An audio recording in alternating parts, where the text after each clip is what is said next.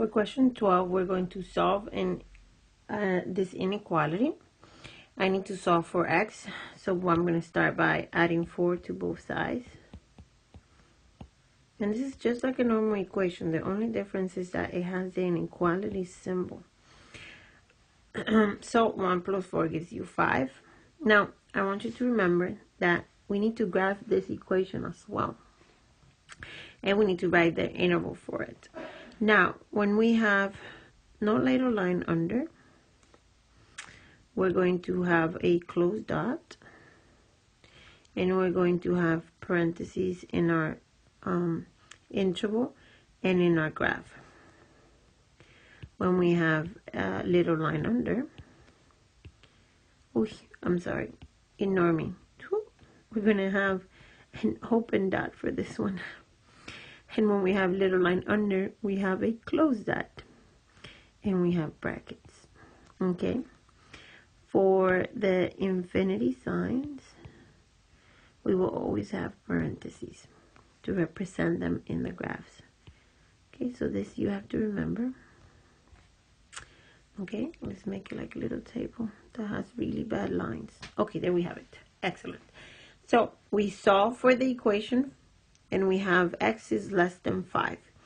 Now I want you to do the graph before you do the interval.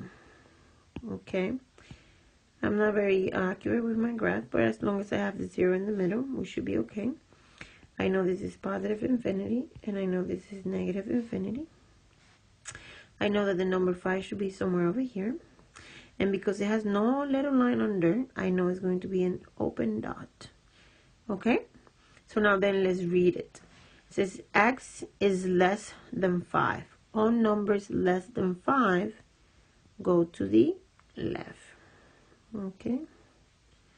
So we're going to go this way. And then my arrow. Okay?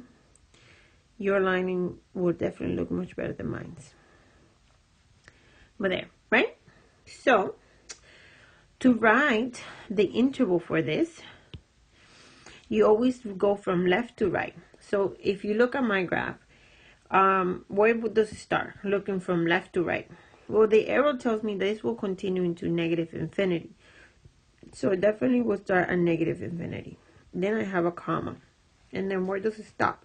Well, it doesn't pass 5. It does not pass positive 5. So then I have a 5. Okay. As I gave you in this table over here, I said that positive and negative infinity, you will always use a parenthesis to represent that. And no little line under, right here, no little line under. I'm going to use a parenthesis as well. So there we have it. So this is the interval.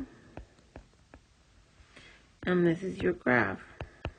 Okay, now sometimes in the graph, instead of having the open circle, what they have is what you actually have here in the interval. So in our case, we have a parenthesis opening this way. Okay, this is a parenthesis, not a bracket. My brackets look like that. Okay, so those are your two answers.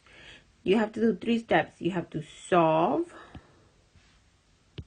You have to solve for the variable, then you have to graph it, and then you have to draw the interval. So 3 things.